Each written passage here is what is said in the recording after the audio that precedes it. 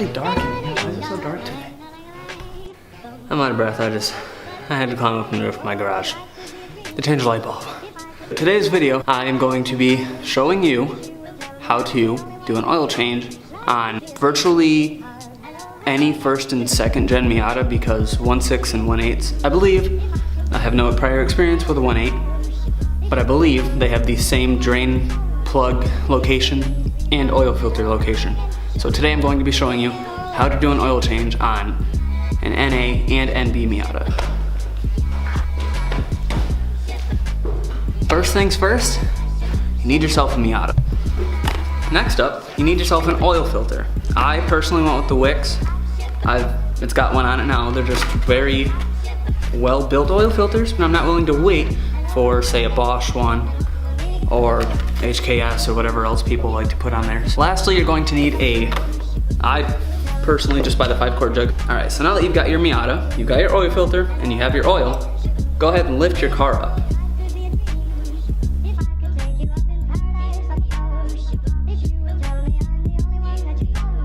Also try and make sure that I do 3 different things. I set my e-brake, for one. Then I will slap my car into first gear. And then occasionally I'll even, if I feel the floor is wet or not proper, I'll shove these chalk things that I have under the rear wheels, which I'm going to do because the floor is wet. Just make sure the car is not going to roll because you're going to be underneath of it. Make sure you set your car up with jack stands as well. I like to keep the jacks under it as well as the jack stands, but that's just me. You don't have to do that, obviously, but that's just the way I do it. It's not gonna hurt anything.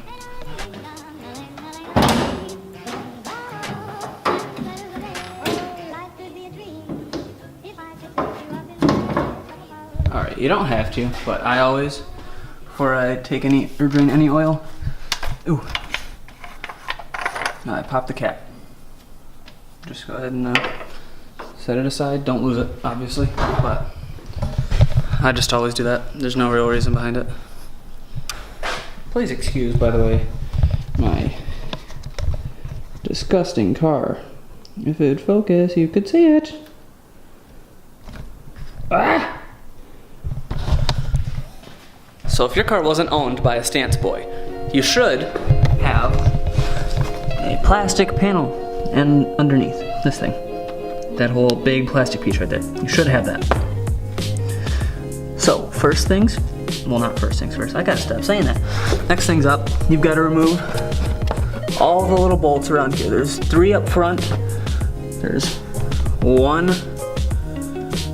right, I don't know if you can see that. There's 1 right about there. There's another one there. And I believe that's it. So altogether, hold on, let me count these.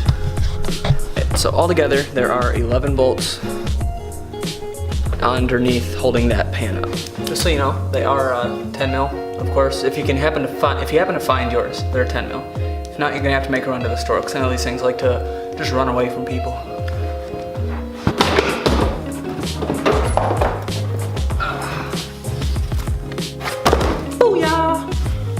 I recommend you run down to your nearest auto parts store and grab some of this brake parts cleaner, because this is gonna come in handy. Stuff's about to get messy, I promise you.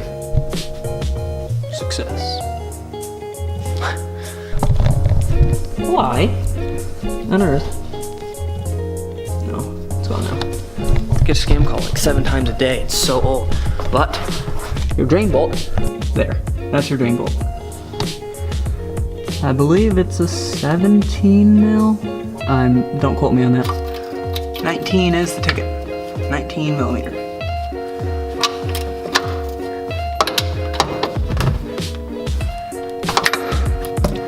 There you go. Hey, that was way cleaner than I usually.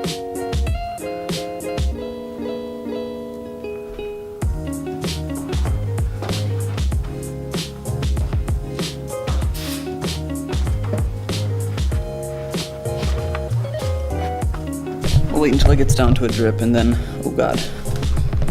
we will put the plug back in, like my Miata shirt. Can't really see it, but it says always allow pop-ups, because NAs are king. Oil filter is, can you actually see that? Right there. It's easier to go from the top than it is the bottom.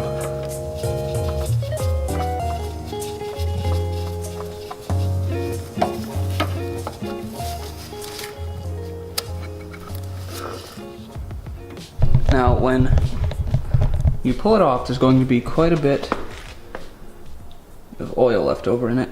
Make sure you pull it out upwards, so it's facing upwards, so you don't spill it everywhere.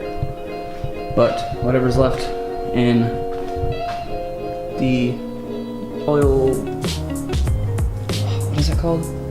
Oil filter pickup spot, whatever it's called, is going to drain out. It's probably going to get messy, which is definitely where your brake clean is going to come in handy. Once you have it off, go ahead and grab your filter and shove it in there. I shouldn't have said shove it in there because it's not how this works, but just go ahead and place it on.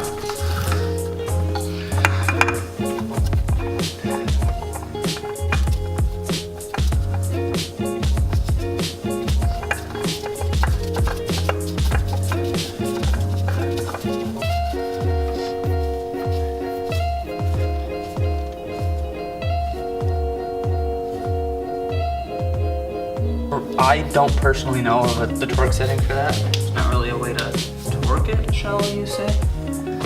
But get it on there hand tight and then some, is what I'd say. But there you are. The oil filter is in the car. Now that you have finished, you have drained your oil, you have put your bolt back in and change your filter. You are all set to go ahead and put the pan back on the car. Plastic shell piece, this thing, yeah.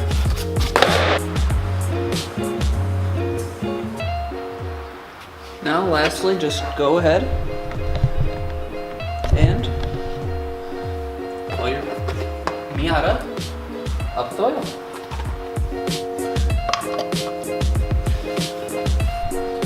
Alright, so according to NA Miatas, this holds 3.4 US quarts. So that's how much we're gonna put in. I just filmed a whole clip without having the camera on, but what I filmed was I zoomed onto the dipstick. I pulled it out and I said, man, that's some clean oil.